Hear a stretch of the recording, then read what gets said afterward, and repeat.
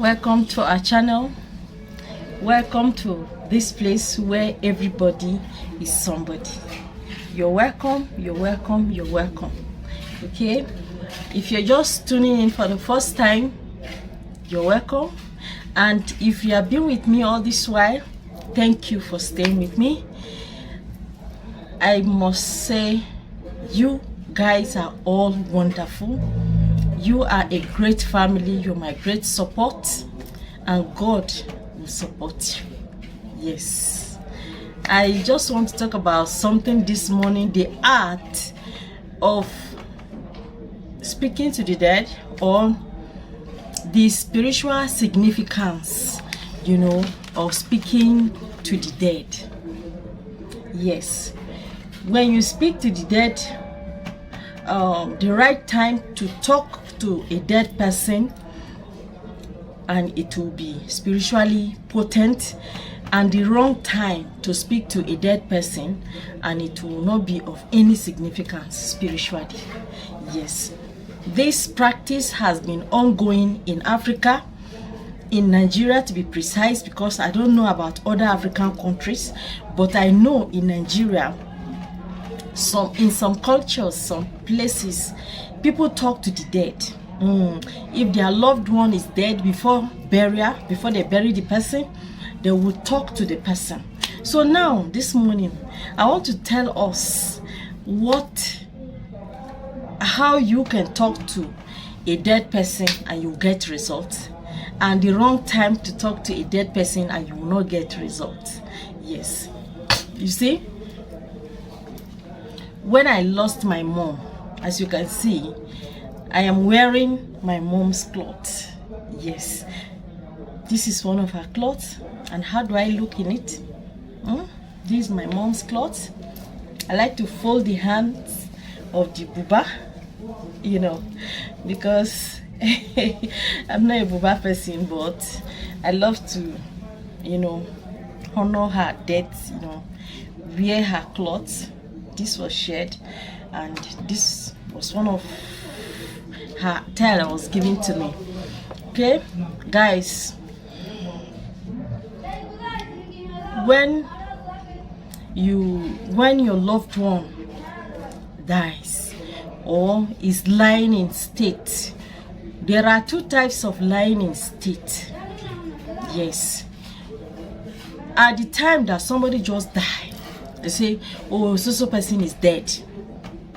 They've not moved the body yet, and they've not taken the person to the mortuary. They've not embalmed, they've not touched, they've not rubbed anything on the person's body yet.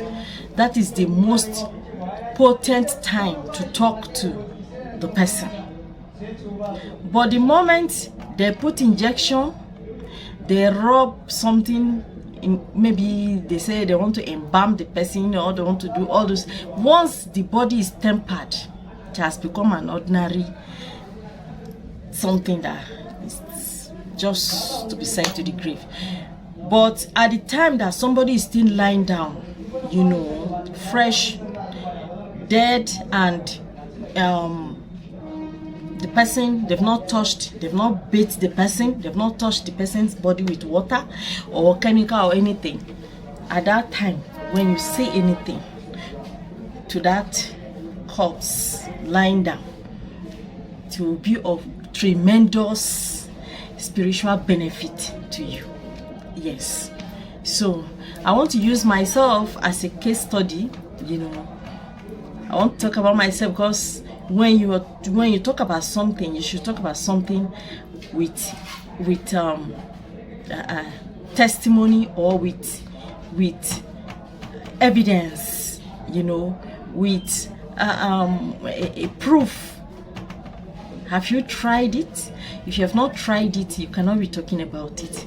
But I have tried it, and even growing up as a child, there was an accident that happened in our community. There was this woman who was half mental, but her son is a wealthy man. So, and that her son is her only son. So this woman was having mental problem. He built a very big house for her. She was living in that house alone as a mad woman, but she was living in that house alone. So she did a lot of things, but she will go around, you know, stroll around like a mad person. But once it is afternoon or evening time, once in a while you see her in her house, the house that her son built for her. Yes, but the son is not staying with her, so she cooks the way she likes, you know, and all that kind of person. But she wasn't a violent person.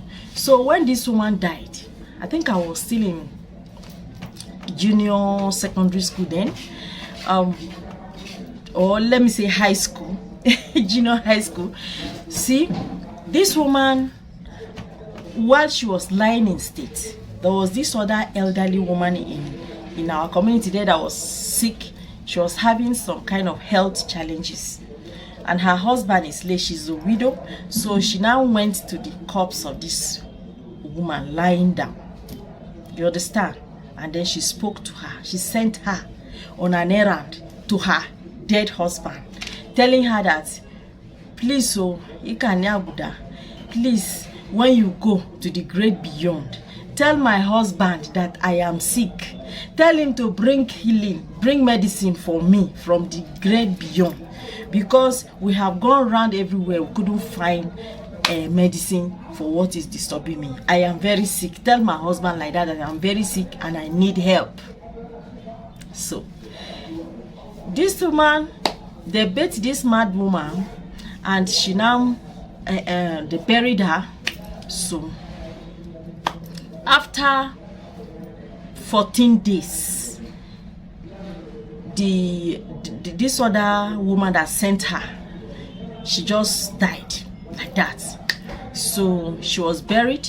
On the 7th day, they now one of her daughters, you know, was standing outside in the night, late night. She was alone, and a very strong whirlwind just blew, you know, round her. Then her mother just showed in a distance. She said, don't be afraid, it is me, your mother. You understand? I want to tell you the mystery behind my death. Please listen, and listen attentively. My death was not a natural death. I died because Ikanaguda went and delivered a wrong message to your father, and your father came and took me. I sent Ikanaguda to tell your father that I am sick, he should bring medicine for me. But Ikanaguda went and told your father that I am very sick, that I am tired of this, so you should come and carry me. And your father just came and took me. So that is why, that was how I died. And the wind just blew and left. So the news was all over the place, you know. Hey, this and that, oh, it's like they started crying again afresh for the death of their mother. So as a child, I am very, very sensitive to, I am an inquisitive person. You understand? So I like to learn, and I used to make inference. If this is this, then this and this should be this. You understand? So just like in mathematics, even though I'm not good in mathematics, you understand? In mathematics, they'll give you formula. If this is equal to this, this minus this, then it should be equal to that. Find the value of this. So in this case now, when my mom died, I was in Kano. My mom died in Kogi. Yes. So they called me that Oja is dead, because we call my mom Oja, and Oja in my language means auntie. And that is, we all grew up, you know, to hear people calling her like that. We call her like that. Yes. If you call my mom Mama, or you call her mommy, she will know you are a stranger. But even in the midst of the ocean and you say Oja, she will pause for you because she knows you know her. So everybody calls her that name. They called me and say Oja is dead, you know. So I have to like rush down, and when I got there, I met her. So I met her lying in state. Yeah, she was lying on her bed, and they didn't touch her, they didn't beat her, they left her like that, so that I was living very far away, apart from my younger brother who was living abroad. You know, he was doing his PhD outside Nigeria. But me, I was in Kano. Kano was far. So they have to wait for me to come and see her corpse, you know, before they bury her. And I met her, you know. Well, when I finished crying, something now occurred to me. I said, this is an opportunity. Go and talk to your mom. I went to the room. I was alone with her. She was just lying down. I held her hand. It was cold. You know.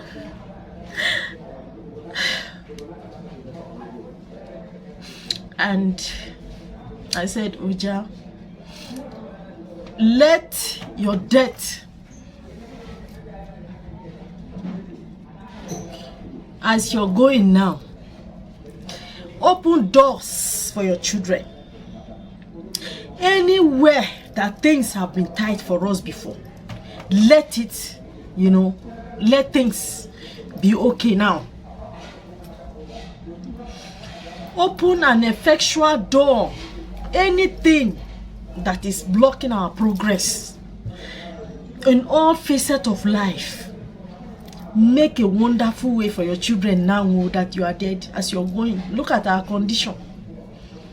You know, they have to give me a Hilux from my place of work, no matter the speed. Yet we went there late in the evening. They have to bury her the following day, you know. And but I was able to speak to my mom. I was the only one that spoke to my mom. And before my mom died, I have my own career. Yes, I work with the university. I have my own career. I have my own life. But now, doing what I'm doing now is like extending her knowledge, extending her wisdom to the wider world. And I'm touching more life now than teaching in the classroom, teaching a class of a few thousands, yeah, a few hundreds, you know. So I'm talking to the wider world, and I'm happy. Yes, I am happy. I'm doing this. So doors started opening. Yes, opportunities started opening to us, not just me, to all her children. I was a medium. I was standing in the gap. I stood in the gap on behalf of me and my siblings, because they were all crying. They were making arrangements to visit us, people, guests, and all that, the burial arrangements and all that, you know. But I went there quickly and I spoke to her. I sowed spiritual seed. Yes, I sent her. I gave her assignment. And the assignment is that anywhere the door is locked against her children, in the spirit realm, she should go and break open. She should go and lose everything and let her children be comfortable wherever they are on the face of this earth. Yes. And it worked. My mom is not my mom understood spirituality very well. So she's not somebody that her spirit, her ghost to be tormenting her children, be appearing and whatever. No. Yes. When I lost my mom, I only saw her once. And after that, one of my sister saw her. You know, they used to see her like that, you know, in a very calm situation. But she used to be a very quiet person. And even right now, when you see her in your dream, she's also very quiet. Like 2 weeks ago, I saw my mom, you know, in my dream. She came and she was standing far away. And now I was like trying to get closer to her. But funny enough, even inside that dream, I knew she was dead. Yes, I knew she was dead, but I was happy to see her. I was telling her that, Oja, come now, Oja, come, Oja, come. Oja, come now, come and sit down. Come, things are better now, come and see. I wanted to like share my testimony with her. I want to tell her that look at what is happening to us. You understand? She was just smiling. She was just looking at me, she was just smiling. She now said that the veil that she's using is not big enough for her to enter where I want her to enter. That she will not be able to enter now. So she was just smiling, and I woke up, you know. She didn't come to where we were. She was just standing, you know, somewhere. So guys, if your own mother is still alive, even anybody at all can be a tool. Anybody can be an instrument. But make sure you know the person you are sending. Let the person you are sending have sense. If it is you use a mad person, you go and deliver mad message for you.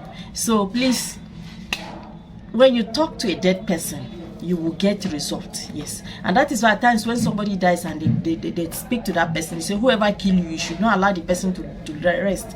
7 days, 14 days, kill the person back, and you will see that the culprit, the person who killed the other person that died, will be exposed, because the spirit will be chasing the person up and down. You understand? So you can actually speak to the dead person, and it works. Yes. No matter, this is traditional and this is real. You cannot argue it. You can't argue it, because people have been doing it. I did it. It worked for me. Yes. Guys, I can't talk about my mom without shedding tears. So I'm sorry if I disturb you with my tears this morning. Guys, please subscribe to my channel. Give me a thumbs up. And always remember to come back to my channel. Thank you and God bless. Bye. Love you all.